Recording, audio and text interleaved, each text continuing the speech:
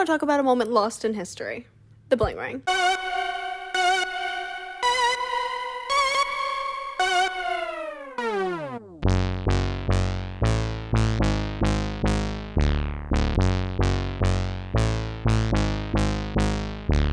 You may think of a few things when I say the bling ring. Perhaps the 2013 Sofia Coppola film starring Emma Watson, Tasia Farmiga, and this guy. How about this show? Well, guess what? I don't care what you think you know, because I'm here to tell you what actually happened. If you're completely unfamiliar, the Bling Ring is a group of high school, college-age kids who were supposedly obsessed with celebrities and fame, and they robbed Lindsay Lohan, Paris Hilton, and Orlando Bloom, to name a few. So, the story starts with Rachel Lee. Rachel grew up in Calabasas. Her mom was a single, successful businesswoman. She owned a few Kumons. She didn't have a great relationship with her mom. She hated her stepdad. But besides that, her upbringing is described as comfortable, which is rich people talk for I have money. Rachel attended Calabasas High School, where she met Courtney Ames, but she was eventually kicked out for unknown reasons. Then she went to Indian Hills, which is an alternative school for troubled or academically challenged students. At Indian Hills, she had kind of a mean girl reputation. I'm guessing she was like stereotypical, popular, well-dressed, spoiled girl. She was voted best dressed in 2007. She drove a brand new Audi. And this bitchy it girl persona is what attracted Nick Prugo. Nick Prugo had also attended and been expelled from Calabasas High School, but they weren't friends there. So when they got to Indian Hills, they were like, oh my god, you also got expelled. Nick Prugo was also someone with a bitchy personality. He was described as bossy, sassy, and conniving. I don't really understand the purpose of this part, so... Are you the fat girl that doesn't know you're fat? And he would really try to use being mean as a way to fit in, especially with Rachel and her friends. Nick was something of a child actor, and his dad was a functionary for NBC, and he was very much so in competition with his dad for attention, which I'll circle back to. Somewhere where Nick would actively search for this needed attention was on MySpace. Enter Eden Hilton. Eden has an insane story time on his channel about the bling ring, and you should go watch it. This is his story that he told on his channel. It's not really recorded in depth in the book, articles, anything, so... Eden was the object of Nick's obsession. He would message him all the time in this era, begging him to hang out, saying the Jews did 9/11, which is news to me. I thought it was George Bush, but he just had a rich history of being way too much. Eden knew the Sprouse twins to some degree, and this really piqued Nick's interest. He was very forward with the fact that he was obsessed with celebrities and would kind of go the extra mile to be around them. At first, Eden didn't really want to hang out with him, but eventually he was going to be hanging out in a group, so he let Nick come. Also, the guy from live action Peter Pan was there. And they had a little friend group going. Eden describes their relationship as close, but not good. They were arguing all the time, and Nick would constantly take it below the belt, and he just wasn't a good friend, and this was not a secret to Eden. So meanwhile, back at school, Nick and Rachel are getting closer. He says she's the first real friend he ever had. They were in constant communication with each other, texting and IMing all day. And in March 2007, they took their relationship a step further, and they started checking cars. They're literally just going down the streets, and there are their friends' million-dollar neighborhoods, just pulling on car door handles. Often they would find money, credit cards, and they would take the money and either go shopping or go out. My theory about Rachel being typical mean girl is kind of proven when Nick, who, remember, he himself was a rude person, tells Eden that he can't hang out with Rachel and her friends because if they make fun of me, they'll definitely make fun of you. And like I said, they were always fighting, so when they get into their newest argument, Nick sends a message basically threatening him, and this doesn't even shock Eden, like this was typical behavior, so he didn't even think anything of it. In July, Nick sees one of Eden's many MySpace bulletin posts updating his friends on his every move. This one said that he and his family would be going to Jamaica, so Nick and Rachel decide to break in. They go in the house, they wander around. Nick says he was super nervous, but Rachel was really chill. They go into Eden's parents' bedroom, and they take $30,000 to $40,000 out of a safe box from under the bed. And then they take Eden's Infiniti and go for a little joyride and go shopping. A month later, Eden posts a MySpace post about sleeping out at someone's house, still not having realized that these posts are the reason he's getting robbed. This time, though, his dad had someone over at the house. Like, the house was not in any way vacant, but still, Eden's laptop went missing from out of his room. And Eden literally has messages from the day that this happened saying, maybe Nick Prugo. Pretty damning evidence if you ask me. While this is happening, Rachel and Nick are checking cars continuously, but this wasn't the only kleptomaniac behavior Rachel was engaging in. After their graduation in May of 2008, she and her friend Diana Tamayo, one of her friends from Indian Hills High School, got arrested for stealing $85 worth of product at Sephora. Diana wasn't as well off as the other kids. She lived in an apartment in Calabasas, but she drove a Lincoln Navigator, so she wasn't like... At school, she was the student body president, and she won a future teacher scholarship at graduation, so this arrest was kind of shocking. But they weren't even the first in their group to get arrested. 3 months earlier, Nick had gotten arrested for possession of cocaine, which is another important thing to factor into this whole story. partying. Most of the money that they had and that they took was used on bottles at clubs. Someone that they met because of this was Johnny Dangerous. Johnny was a drug dealer and a promoter for Ledoux, which was a club in Hollywood that would kind of allow celebrities and wannabes to rub shoulders a little. They would go in there and get wasted when they went out. Bear in mind, Johnny is a grown adult, and these are teenagers getting in using fake IDs, just yelling and vomiting and making a display. So it's been months since they violated someone and they're jonesing for a steal. Nick and Rachel are hanging out, and Rachel sees a tweet that Paris Hilton's going to be hosting a party in Las Vegas. And they figure she'd be dumb enough to leave her house unlocked. So they go on celebrityaddressaerials.com, they find her house, then they go on Google Earth and they find a way into her gated community. They climb up a hill into Mulholland Estates, and when they get to Paris's house, they run up, they ring the doorbell, no one answers. When they lift up the doormat, they find a key to the house. Turns out they don't even need it because they were right. The door was unlocked. When they get in, Nick is super nervous, just like the last robbery, and Rachel's super chill. They go upstairs into Paris's room, and when Rachel sees the closet, she literally screams. If you've ever seen a video or a photo of Paris's house, you will know she has so much stuff. I might get some hate for saying this, but it's giving Jeffree Star. I know she has way more money, but the house is so tacky, and it's just full of unnecessary stuff, and I hate when rich people do this. I don't even have a joke about it. It just makes me so upset. Paris kind of addresses this in her documentary. She says that she thinks it's because the school she attended would take everything from them. They would leave them nothing to entertain themselves with, God forbid, express themselves. So she told herself that whenever she was free of this control, she was going to buy everything. And that she did. So much stuff, in fact, that she didn't even notice she was being robbed. Rachel took designer bras and a dress. Nick took a bottle of Grey Goose from her nightclub room. And they walked out with $1,800 each and wadded up 50s and 100s, you know, pocket change. And they got away with it. So they went back. They went back at least 3 more times. Every time they would strike some level of gold, finding thousands of dollars wadded up in a purse, nude photos of Paris, 5 grams of cocaine in a plastic bag. They had gotten so comfortable with this, in fact, that Rachel took Paris's key from under the doormat and put it on her keychain. And Paris just replaced the key. Their plan of take so little she never notices was working. Until it didn't. Of course, when you're doing something as dangerous as robbing a celebrity millionaire, you're gonna want to be discreet and not really tell anyone what you're doing. Just kidding. What's the point of committing a crime if you can't get attention for it? They bragged all the time. They posted photos with Paris's bags in the background, wearing her bras, jewelry, you name it. And they even brought along some guests. In December of 2008, Nick, Rachel, Courtney Ames, and Roy Lopez Jr., who was Courtney's co-worker, went to Paris's house. This trip went as usual. They took clothes, spare hundreds. Nick found out he fit in Paris's heels, but this time someone took $2 million worth of diamond jewelry in a Louis Vuitton duffel bag. And this is what made Paris realize she was getting stolen from. And she files the first police report. Now that Paris had filed the police report, it was time to find a new target. Nick and Rachel got on Google to check out none other than Audrina Patridge's diamond watch. Just like last time, they needed to wait for a time when they knew she wouldn't be home so they could sneak in. So when they saw that she would be at Demi Moore and Ashton Kutcher's Oscars party, they struck. They went to Audrina's house and entered through the unlocked door. They took jewelry, her passport, her laptop, a pair of jeans that were custom made to fit her body, all totaling $43,000 worth of stolen material. But unfortunately for them, they were caught on candid camera. Audrina posted on her website the next morning about the robberies, and then that same day posted the surveillance video. Video was picked up by all the major news networks. It was posted on the front page of all the popular gossip blogs. And this made Nick super nervous, but Rachel assured him that it didn't matter, they were fine. However, they never returned to Audrina's house. So you know the drill.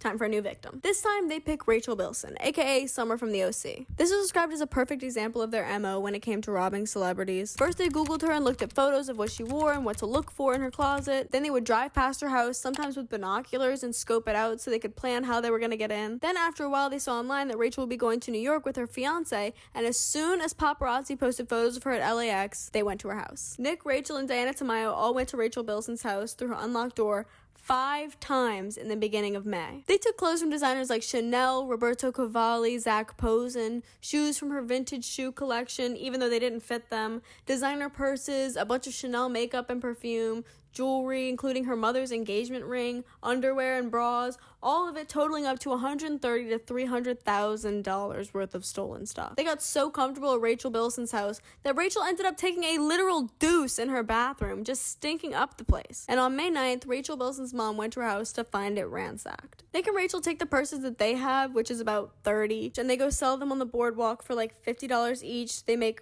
$2,000. At this point, they're just stealing things from celebrities just for quick cash to fund their drinking and drug habits. Speaking of partying, someone they meet while they're partying are Alexis Nyers and her adopted sister, Tess Taylor. She and Tess were models. Tess was a Playboy cyber girl, and at this time they were kicked out of their mom's house because they'd gotten caught smoking and they were living in a Best Western inn. They were the future stars of E's Pretty Wild, which was originally titled Homeschool with the Arlingtons, which they pitched as hippie Kardashians. It's likely they were present at one of the Rachel Bilson robberies, but because she had no cameras, we'll never know. But now that Rachel Bilson had noticed she was being robbed, they needed a new victim. This time, Victoria's Secret angel and live-in girlfriend of Orlando Bloom, Miranda Kerr. They looked up his house on Google Earth, found a way into the neighborhood. Rachel actually went a few days in advance and cut a hole in the fence near his house. And then they waited. On July 13th, after a night of partying and doing drugs, Alexis, Rachel, Nick, and Diana head over. They took lingerie and clothes that belonged to Miranda Kerr, Orlando Bloom's vintage Rolex collection, cash, Orlando Bloom's striped t-shirt. At one point, someone threw a duffel bag to Alexis, presumably to fill with things, and she immediately ran outside to throw up. In police interviews, she said this was because she was so nervous, but it was definitely because of the hair. Guys, don't do drugs. They began to leave, but Rachel remembered, hey, I'm about to move. I need some decor. So she went back in and took a rug and a painting from right off the wall. As you can see, they were starting to get messy, and they were caught on security camera leaving Orlando's house, but to them, leaving was getting away with it. When they left Orlando Bloom's, they had taken at least $500,000 worth of stuff. Once again, they were stealing these things 1/3 for the rush, 1/3 for sheer fascination with celebrities and desire to be like or near them, and 1/3 for money for drugs and alcohol. So they had a fence. A fence is someone who buys stolen property with the intention of reselling it. The fence in their case was Johnny Dangerous, featuring Roy Lopez Jr., who was Courtney's co-worker. They sold Johnny the box of vintage Rolexes for only $5,000. Johnny got roped into this because he was in a completely unlawful and predatory relationship with Courtney Ames at the time, so he was just trying to help them get the stolen stuff off their hands. At this point, Rachel moves in with her dad in Las Vegas, so it's probably over, right? Wrong. Rachel's ultimate style icon was Lindsay Lohan, and she was the target of all targets. So Rachel came back to LA for one last round of robberies. On August 23rd, when paparazzi posted photos of Lindsay Lohan at a club, they head out. Some sources say that Nick, Diana, and Rachel went. Others show this photo from Lindsay's surveillance cameras and say that it was Alexis Nyers. But Alexis says that after she came to at Orlando Bloom's house when she threw up, she begged her mom to come home. But she continued to live in the Best Western, so I don't know. They entered her home through a window. She did have an alarm system, which was successful in deterring potential robbers from her house once before 3 months earlier. But unfortunately it was not set this time. They went in, they took watches, one of them the Rolex Sam gave her, designer bags, which Lindsay was kind of notorious for, shoes, money, all totaling up to $130,000 worth of stuff. When Lindsay got back home at around 6 a.m., she called her dad and he called the police. He said that the safe had been ripped off the wall and, like I said, watches were missing and the house, like others, had been ransacked. But luckily, Lindsay had security cameras. When police received the footage, they immediately realized that these were the same kids that had robbed Audrina in February. By the 26th, the surveillance video was posted online for everyone to see, so they decided to go out with a bang, with the ultimate hot girl, Megan Fox, who happened to live with 90210 star Brian Austin Green. So sorry, buddy, it's your turn now. It's kind of unknown what exactly they took because rich people like to buy a bunch of clothes and leave the tags on them and never even touch them. But they entered through the doggy door, thanks to Diana being small. They took lingerie, pills, a Sig Sauer 380, which they sold to Johnny to resell. At this point, the tape from Lindsay's house was everywhere, which has made the tape from Audrina's house come back up. And since Nick and Rachel and friends could literally not stop bragging and posting photos wearing the things they were stealing, someone snitched. Someone, we don't know who, told the police Nick Prugo and Rachel Lee's names, and on September 17th, Nick was arrested on suspicion of the robbery of Audrina Patridge and Lindsay Lohan's houses. Now, even though they were kind of reckless as far as bragging and posting things online, they weren't just leaving all the stuff out at home. All of them except for Alexis and Tess still lived with their parents, so they did a pretty good job of mixing that stuff in with their own clothes and hiding it.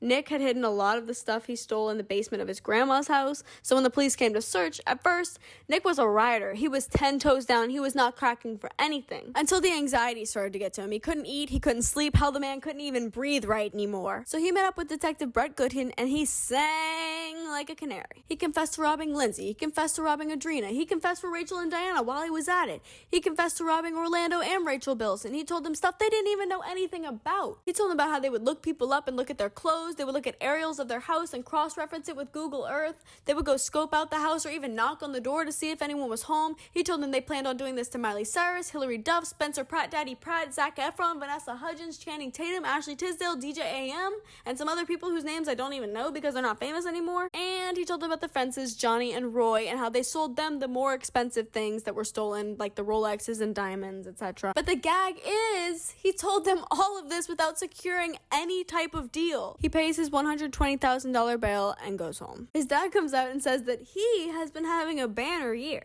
and that Nick's a good actor. No further comment. Rachel over in Vegas, however, is doing an absolute number to save her ass. She starts an online rumor saying that Nick was seen on the set of Lindsay's movie Labor Pains over 10 times, and that he was a drug dealer for her, and that this was all an inside job. Meanwhile, Alexis and her sisters Gabby and Tess have started filming their show Pretty Wild. Tess is also seen with and rumored to be dating Drake Campana, Nick was there too. Only 1 week after we see them hanging out, search and arrest warrants are issued for Diana Tamayo, Alexis Nyers, Courtney Ames, and Johnny Dangerous. At Diana's house, they find purses, jeans, shoes, makeup. Johnny was found with a lot of drugs, a lot of diamonds, and a lot of guns, one of them being the Sig Sauer they stole from Brian Austin Green. And he and Megan Fox literally didn't even know they had been robbed until the police contacted them saying they had found his gun. Courtney had a leather jacket that was stolen from Paris Hilton. At Alexis's house, they intrude on only the second day of filming of her show, and they find a Marc Jacobs purse that belonged to Rachel Bilson and a Chanel necklace that belonged to Lindsay Lohan. They also find stuff in Gabby, her little sister, and Tess's room. The very next day, they pop up Rachel's dad's house in Las Vegas. She was super chill, like always. She said she had nothing to do with it, and she let them in her house to search. She asked them hypothetical questions about, hypothetically, if she knew where stuff possibly was, maybe would that help her case? Possibly if she had anything to do with it, if that was the case. But when detectives started to find her not so well hidden items, like a jar of weed, naked photos of Paris Hilton, $20,000 in $100 bills, a fur coat that belonged to Lindsay Lohan, she immediately dropped the act. She starts crying and gagging like she's gonna throw up. Basically, she shouted, "I'm guilty." When they were being actually interrogated, they mentioned they had spoken with the victims, and she said, "What did Lindsay say?"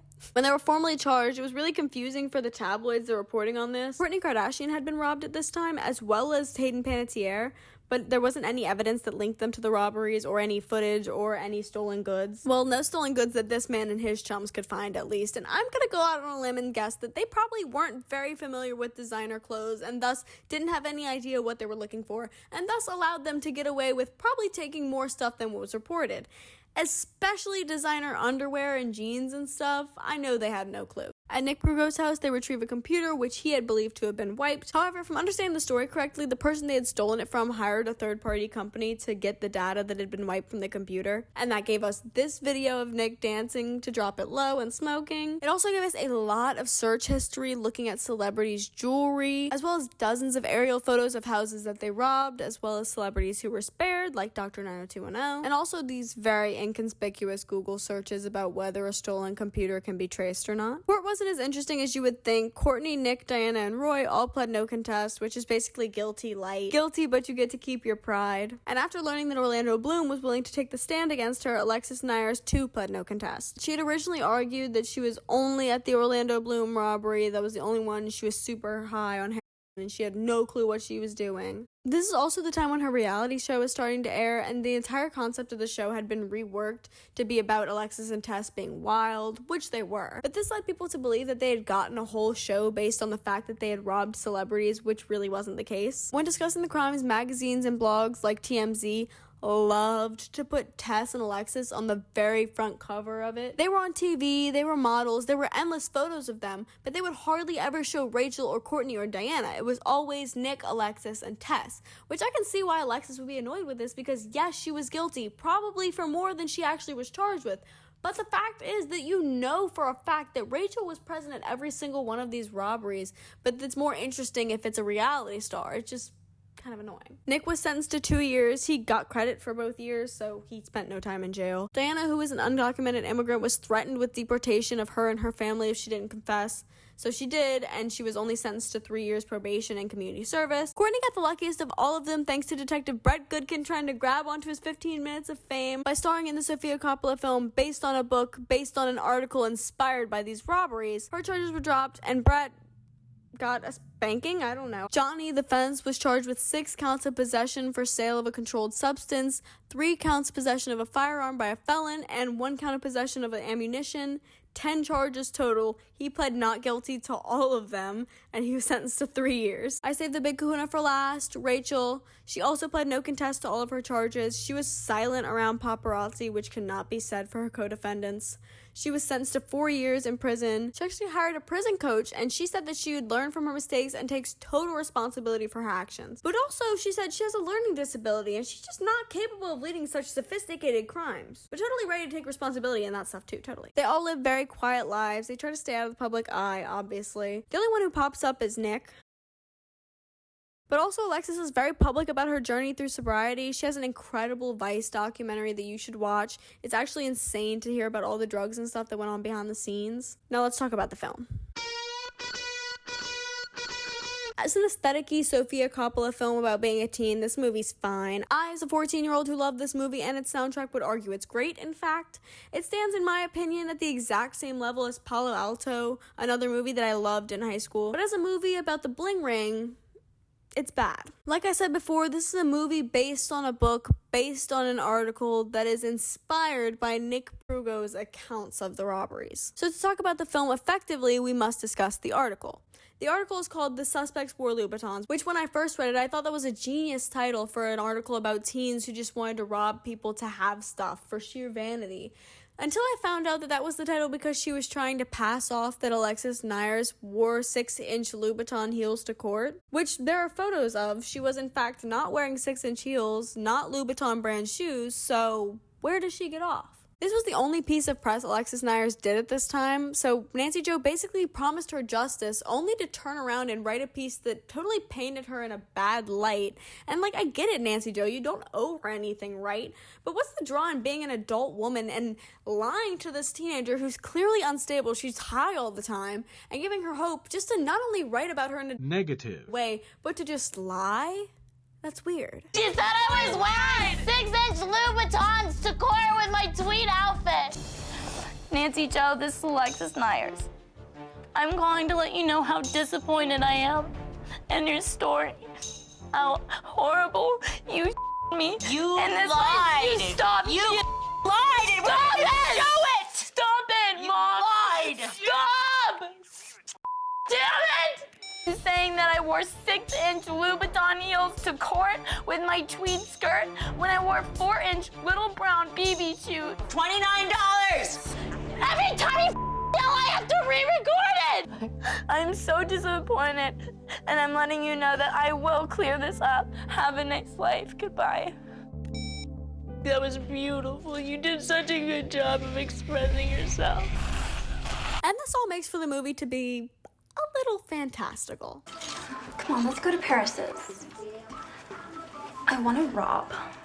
She paints Nick as this poor little shy guy who's just controlled by the domineering Rachel, who will do anything to get her hands on these celebrity goods because she and her friends are just so obsessed with being famous, which in my opinion isn't even as interesting as the real story. Yeah, this guy plays a great timid guy, but that's not who Nick Prugo was. Secondly, I'm not gonna sit here and pretend like Emma Watson's Valley Girl accent is anything less than cringy, because it isn't. I'm a firm believer in karma. This is something I never even noticed till I was rewatching this movie for this video, and I've become so passionate about it. But to be completely fair to Emma Watson, she said that since this movie isn't accurate to the story of Alexis Nyers, she didn't study Alexis or Pretty Wild for the role. Instead, she studied the Hills and the Kardashians. So she wasn't even really playing her, right? Except for the fact that this role is clearly supposed to be Alexis and her family. And so it is. And so it is. Woo! Yes, it's inaccurate. The whole damn movie's inaccurate. Now's not the time to have a moral dilemma, Emma. Also, they do the bad movie thing where they literally tell you everything instead of showing you. Hey. Hi, I'm Nikki. This is Sam. Hi. We used to go to school together. Are they sisters? No, they've known each other since they were 3. They took Sam in. I don't know what happened to her mom. Oh my god, Jude Law totally keeps texting me. Pretty much every line of dialogue in this movie is either illustrating the next plot point for you or just completely pointless. The characters are so flat and we learn literally nothing about anyone throughout this entire movie. But my biggest point of contention with this movie is the wardrobe. When this movie came out when I was 14, I vividly remember being so excited for it to come out, and then when it came out I was like, What the fuck are they wearing? They kept the plotline of the movie the same celebrities like Lindsay, Lohan, and Audrina, right? So presumably it's 2009. So what are these disgusting 2013 ass clothes doing? Electric chair, Sofia Coppola, electric chair. You mean to tell me the teenagers who just absolutely foamed at the mouth around designer clothes would wear this? Okay. But that's enough dogging on the movie. There probably won't ever be a second movie because they kind of pulled out all the stops for this one. They let the cop completely ruin his case by playing himself, and they got to use Paris's real house, so oh well. But if there's ever another one and I'm not directing it, don't be surprised when it flops again. But yeah, that's pretty much the story. They all try to be super secret with their lives now. Obviously, don't go out and try to seek them out. A, because privacy, and B, because that's probably what they wanted when they were doing this. But yeah, this was something I was always really interested in when I was young. I remember when this was all happening, and then I remember when the movie came out, and I was super obsessed, and everyone hated the movie, but I really liked it just for aesthetics and stuff. So yeah, I'll be doing a Miley and Mandy video. I'm gonna start working on that as soon as I finish editing this video. But yeah, let me know what you think in the comments below, and like this video if you liked it. I'm gonna head out. Bye.